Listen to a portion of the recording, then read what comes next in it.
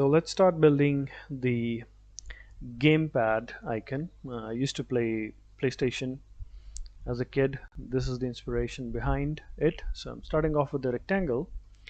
Now I'm going to choose the free transform tool. The shortcut is E.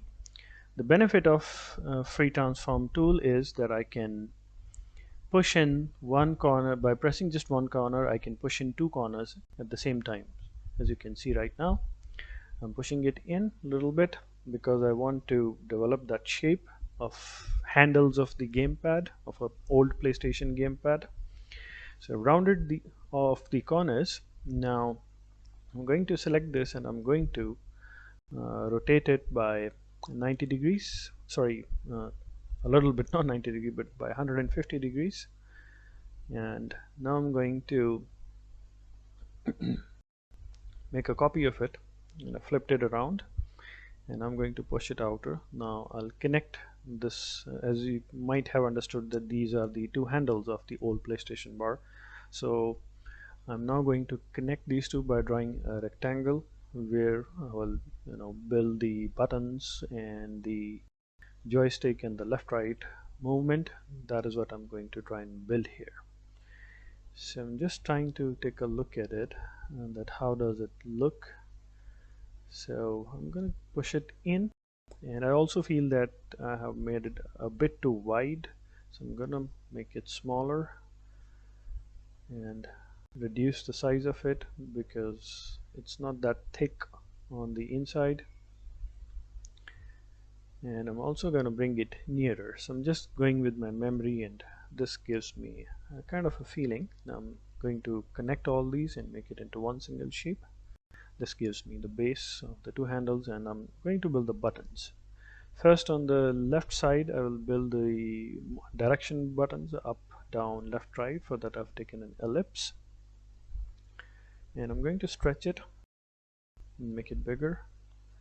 Now I'm going to give it a different color, something bright, and I'm going to bring it on the left side here just by eyeballing it and give it a bit of a different shade from what we already have. I'm going to keep a little bit on the darker side so that it's not too gaudy and gets into your eyes.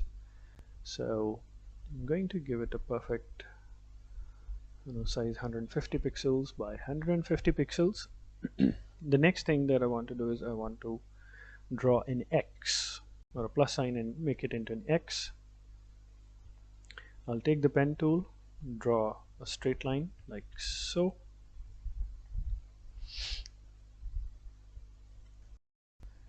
I'm going to give it some thickness. It's just a line, so I'll go into the strokes panel, increase the weight to around 6-7 points. I think it will be fine at 6.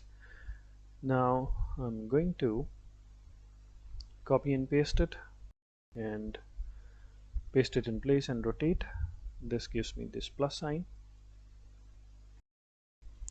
Now I'll make it like an X.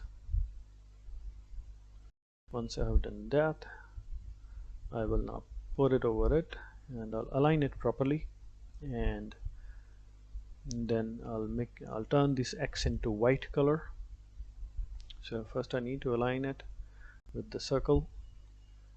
Select both and align according to the circle below because I don't want to move that. So it is already nicely aligned. Now I'm going to zoom it a bit, and then I'm going to hold the circle and the X both, and I'm going to take the shape builder tool, press Alt minus, and remove these extras that are enlarging out of the circle. Now as you can see, it looks like those 4 buttons, the up, down, left, right. I just need to turn this X and make it into white color. I'll go into the strokes, turn it white. So that's it. So here is the simplistic version of the direction buttons of the left, right, and up and down. Now I'm going to draw a small single circle here representing the joystick. I don't remember back then that if it had a joystick on PlayStation 2 or PlayStation 1. I haven't used PlayStation 1. I have played games on PlayStation 2, but still I thought it would be fun to do that. So I'm giving it that kind of a darkish color, but since these are flat icons, I'm not going to make it a 3D kind of thing. Yeah.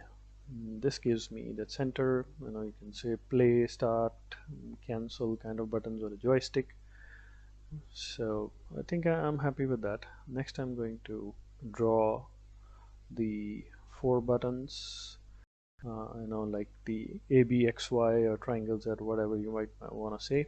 I'll draw those, and for that I have taken this rectangular shape and I'm going to push it a little bit in. All I've done is added a point at the center using the pen tool, and now I'm going to reduce the size of it by selecting the above two. I'm using the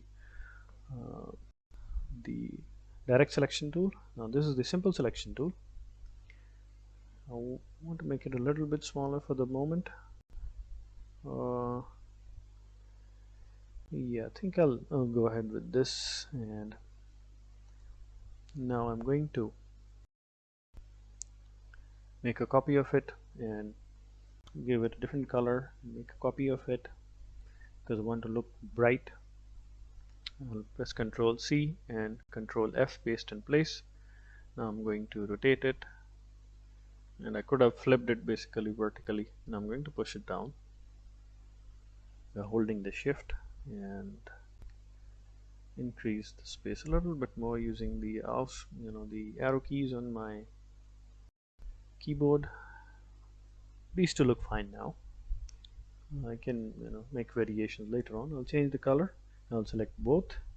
Again, Control copy and then paste in place. Rotate them, and there you have the four buttons. I'll give them different color. I feel like they're a bit too close. I'll try and stretch out and let's see how it goes. I feel like there should be a bit more space. It's too crowded at the moment. So let's first give them different colors. Nice bright colors. Let's give it, I think, red, and this kind of orange, and this kind of green. These are the four colors that I have picked from the already given swatches. Now next thing that I want to do is I want to increase the space in between because I felt like they're a bit too crowded.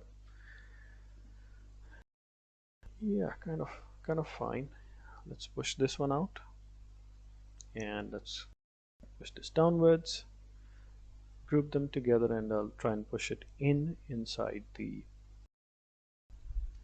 onto the gamepad, and let's try and align it a little bit. Select these both two, align according to the left, and align them horizontally. Yeah, this is good. Push it a little bit in because it feels like it's on to the right side of the the pad, a bit too out.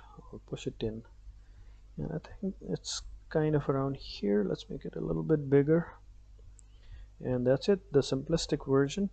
Now I need to give it a background. I'll make it a little bit smaller. The outside is too big. Just tweaking simple designs. And now let's draw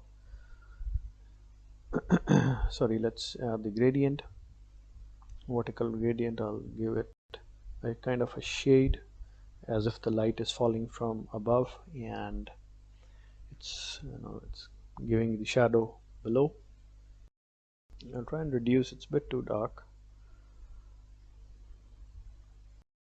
somewhere around here. Let's see how it goes. I'll tweak around with this. Oh, the top is now completely white. I need to, oh sorry, I need to just select one and a little bit reduce, make it grayish, bit too much. Let's move it above, just playing around with it just to give it some sort of depth to it. Even if it is flat, I'm trying to give it some sort of light and shadow feeling, not too much. Mm, mm, yeah, kind of, kind of fine.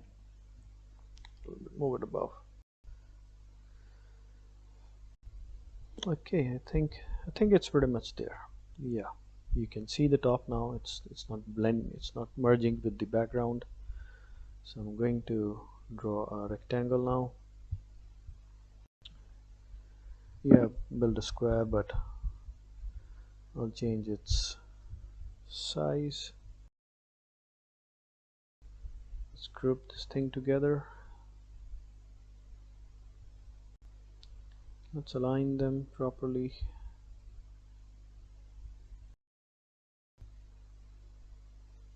Bring it down.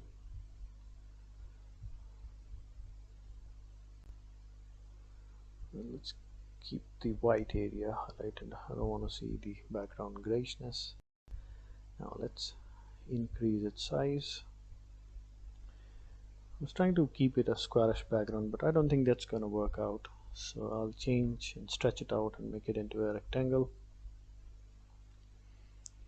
And I'll add a gradient, of course, to it. I'll push it down. Make it a little bit rounded.